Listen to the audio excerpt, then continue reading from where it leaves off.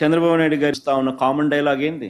సంపద సృష్టిస్తా, సంపద సృష్టిస్తా అని. నిజంగా ఈయన దృష్టిలో సంపద సృష్టించడం అంటే ఏమిటో నిజంగా నాకైతే అర్థం కాదు. సంపద సృష్టిస్తా అని ఈయన చెప్పే కొద్దీ ప్రజల గుండెల్లో రైళ్లు పరిగెత్తా ఉన్నాయి. సంపద సృష్టిస్తా అని చెప్పి ఈయన చెప్పిన పేరుతో కరెంటు బిల్లులు బాధుడే బాధుడు. ఏకంగా 18,000 కోట్ల రూపాయల బాధుడు. 6,000 కోట్ల రూపాయలకు సంబంధించి 6,072 కోట్ల రూపాయలకు సంబంధించిన బాధుడు నవంబర్ బిల్లులోనే స్టార్ట్ అయింది. మరో 11,000 కోట్ల రూపాయలకు సంబంధించిన బాధుడు ఆ తర్వాత మంత్లో అంట. చంద్రబాబు నాయుడు గారి సంపద సృష్టి అనే మాటకు అర్థం ఉట్టి కరెంటు బిల్లుల బాధుడే 18,000 కోట్ల రూపాయలు. ఇదే చంద్రబాబు నాయుడు గారి సంపద సృష్టిలో భాగంగా బాధుడే బాధుడు కార్యక్రమంలో సంపద సృష్టిలో ఈయన ఏమంటాడు? కేంద్రంలో నిర్మలా సీతారామన్ గారితో ఫైనాన్స్ మినిస్టర్తో తను మాట్లాడాడంట. జిఎస్టీలో 1% సర్చార్జ్ చేయాలంట. ఎందుకు ఈయనకి ఇవ్వడానికంట? ఆయన బాధి ఈయనకి డబ్బు ఇవ్వాలంట అని ఈయన మాట్లాడి వచ్చినానని చెప్పి చెప్తాడు అసెంబ్లీలో.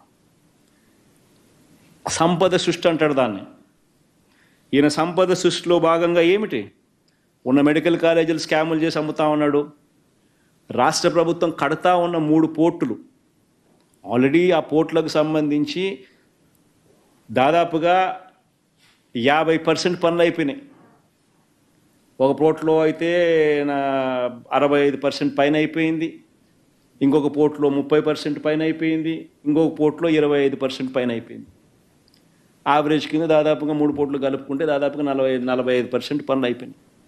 ఫైనాన్షియల్ టైఅప్ ఆల్రెడీ అయిపోయింది. దానికి సపరేట్ మ్యారిటైమ్ కార్పొరేషన్ కింద సపరేట్గా దాన్ని పెట్టినారు. దానికి ఫైనాన్షియల్ టైఅప్ అయిపోయింది.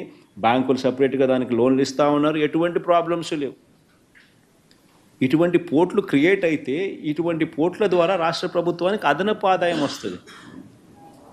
ఇటువంటి పోర్టులు కానీ ఇటువంటి మెడికల్ కాలేజీలు కానీ రాష్ట్ర ప్రభుత్వం ఈ డబ్బులు లక్షల కోట్లు అవుతాయి రేపు పొద్దున.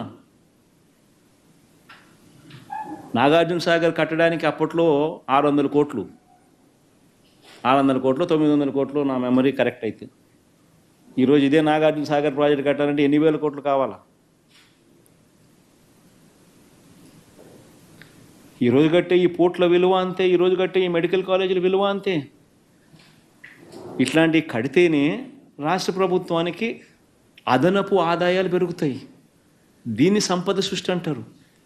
ఈయనేం చేస్తూ ఉన్నాడు? సంపద సృష్టి పేరు చెప్పి స్కాములు చేస్తూ వీటిని అన్నిటినీ తనకు కావాల్సిన వాళ్ళకి అమ్మాలంటాడు. ఇది సంపద సృష్టి అంటాడు.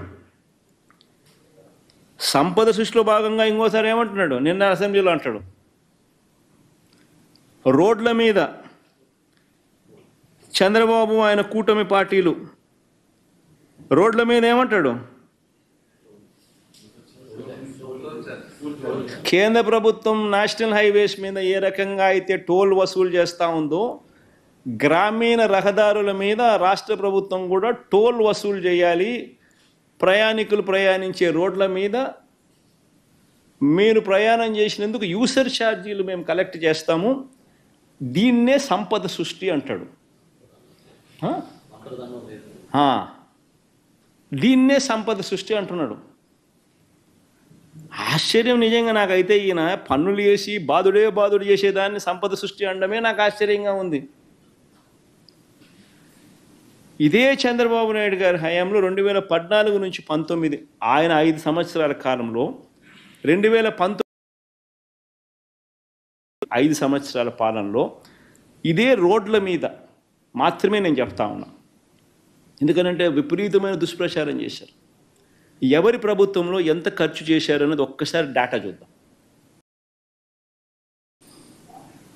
రోడ్ల మరమ్మతుల కొరకు 2014 నుంచి 19 మధ్య 5 సంవత్సరాల చంద్రబాబు నాయుడు పరిపాలనలో ఆయన 2,953 కోట్లు ఖర్చు చేస్తే రోడ్ల మరమ్మతుల కోసం వైఎస్ఆర్సీపీ 5 సంవత్సరాల పాలనలో 4,648 కోట్లు ఖర్చు చేసింది.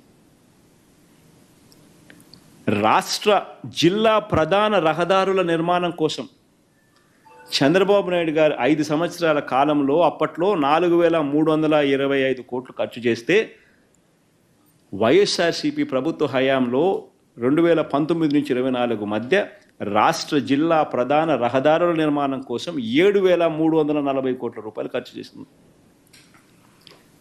పంచాయతీరాజ్ రోడ్ల నిర్మాణం కోసం చంద్రబాబు నాయుడు గారి హయాంలో 3,160 కోట్ల రూపాయలు ఖర్చు చేస్తే ప్రభుత్వ హయాంలో పంచాయతీరాజ్ రోడ్ల నిర్మాణం కోసం 5,543 కోట్ల రూపాయలు ఖర్చు చేసింది. జాతీయ రహదారుల నిర్మాణం చంద్రబాబు నాయుడు గారి 5 సంవత్సరాల పాలనలో రాష్ట్రంలో 14,353 కోట్ల రూపాయలు ఖర్చు జరిగితే వైఎస్ఆర్సీపీ ప్రభుత్వ హయాంలో 25,504 కోట్ల రూపాయల ఖర్చుతో జాతీయ రహదారుల నిర్మాణ పనులు జరిగాయి. మొత్తం 5 సంవత్సరాలలో రోడ్ల మీద మాత్రమే చెప్తా ఉన్నా, చంద్రబాబు నాయుడు గారి 5 సంవత్సరాల పాలనలో 24,792 కోట్ల రూపాయలు ఖర్చు చేస్తే వైఎస్ఆర్సీపీ 5 సంవత్సరాల పాలనలో 43,036 కోట్ల రూపాయలు ఖర్చు చేశాం. ఈరోజు చంద్రబాబు నాయుడు గారు మాట్లాడుతూ ఉన్న మాటలు ఏమిటి? ఆయన గతంలో మా హయాంలో ఖర్చు చేసిన 43,036 కోట్లే కిండలు చేశాడు. ఏడైనా గుంతలు ఉన్నాయన్నాడు, రకరకాల విష ప్రచారాలు చేసినాడు. ఆయన దత్తపుత్రుడు ఇష్టం వచ్చినట్టుగా మాట్లాడారు. ఇంత ఖర్చు చేసినా కూడా ఇంత ఖర్చు చేసినా కూడా రోడ్లకు సంబంధించి దుష్ప్రచారమే మేము ఎదుర్కొన్న పరిస్థితుల్లో ఇదే పెద్ద మనిషి చంద్రబాబు నాయుడు గారు ఏం చేస్తూ ఉన్నాడు? ఈరోజు ప్రజల మీద రోడ్డు ట్యాక్స్ వేస్తాడట.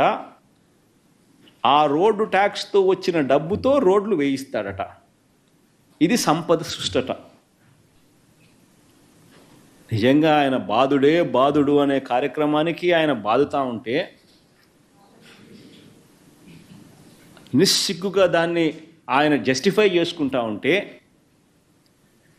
రోడ్లన్నీ తాను రిపేర్ చేయిస్తాను అని చాలా గొప్ప గొప్ప మాటలు అప్పట్లో ఎన్నికలప్పుడు తాను మాట్లాడుతూ ఏమేమో మాట్లాడాడు.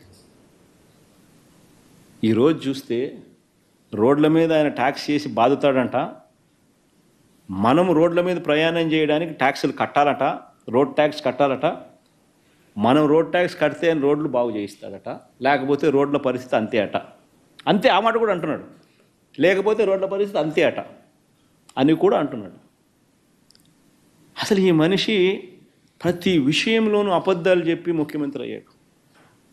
రోడ్లు అయితేనేమి, సూపర్ 6లు సూపర్ 7లు అయితేనేమి, కరెంట్ అయితేనేమి, ఆ విషయంలో ఆయన అబద్ధాలు చెప్పుకోకుండా ముఖ్యమంత్రి అయ్యాడు.